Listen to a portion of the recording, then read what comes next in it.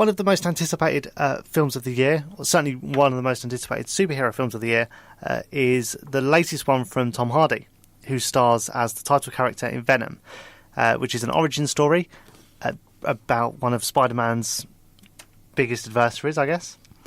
Yeah, I'd say so. Yeah. And co-starring Riz Ahmed and Michelle Williams. It's a film that's certainly had mixed reviews in the days leading up to its theatrical release. So we thought we'd check it out and see what we thought ourselves.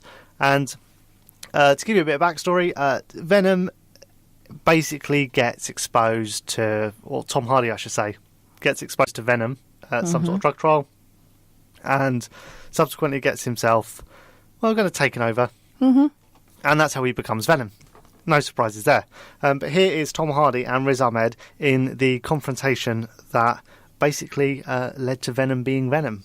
I've always believed that space exploration is crucial in our quest to cure everything that ails us here on Earth. So I have to ask, how does that work? You know, exactly the Life Foundation thing. How does it, I don't know, how does it go about, say, testing pharmaceuticals? Eddie, we're talking about the rocket here. No, I'm not. I'm talking about the allegations. It says that you recruit the most vulnerable of us to volunteer for tests that more often than not end up killing people. Eddie. They never got to work out. Thank you very much. We're not finished. Yes, you are, Mr. Brock. Is that a threat? Have a nice life. So Tom Hardy plays a journalist who, following that interview, is disgraced and loses his job, and everything around him falls apart, and he spirals out of control, and eventually, long story short, he becomes Venom. So what did you think of the film overall? I loved it. I know that it has had mixed reviews, but personally I was really excited about Venom, and I really, really enjoyed it. Yeah. Yeah, I thought it was great. certainly better than what the review suggested. Definitely. I don't think there was anything wrong with it. I thought it was a really good film. Yeah, I thought... I didn't love it as much as you loved it, but No. I did like it. I thought that there were parts of it that seemed a little bit, I don't know, kind of jolty. There was just some bits that just weren't quite, didn't feel right. See, I didn't get that at all from anything in the film. I just thought it was a great film. I thought Tom Hardy was great. I thought the special effects was great. The storyline was really good. And I feel like everyone that was there watching it when we watched it enjoyed it as well. I thought it was just a really good film. The cinema definitely had a good atmosphere in it, and everyone seemed to be loving it. I feel like it might have done better had it gone down more of like a Deadpool dark comedy kind of route, because when they tried to do comedy, they did it really well. Yeah, but then I feel like they would have been slated for trying to copy Deadpool. That's true. Yeah. Like they wouldn't have won if they'd done that. I see what you mean. So you're right. When they were being funny, some of the jokes were hilarious, but they didn't want it just to be joke, because then it would have been a direct rip-off of Deadpool. Yeah, I get that. I think that my favourite moments of the film were when they were kind of straddling that line a little bit more between the drama and the comedy. Yeah, I know what you mean. Because I thought that, Venom, who pretty much becomes a character in its own right, I thought that the dialogues between Venom and Tom Hardy's character were actually really good. Yeah, and that was fantastic, wasn't it? Watching like the struggle with the two of them, really, because they are two separate characters. Yeah. So, yeah, it was good. It was. And what did you think about the dynamic between Tom Hardy and Riz Ahmed, who plays the scientist? Because I think that was quite an important part to get right in terms of how giving the scientist enough incentive to want to take down Tom Hardy, and Tom Hardy enough incentive to pursue the interview that led to his demise in the first place. I think it made sense, and I think the relationship between them was fine. You know, it wasn't overplayed, it wasn't underplayed. It made sense why, it wasn't like a big plot hole. Like, why does he hate this guy? Why has he ruined his whole life to try and... Because, do you know what I mean? That's, like, built into Tom Hardy's character. That's what he does. Yeah, but I think, though, sometimes I feel like superhero films, occasionally, they have something that just doesn't seem to justify the enormous consequences that follow. Like, you accidentally bump into someone, so they must destroy the world and everything in it. Yeah, I see what you mean.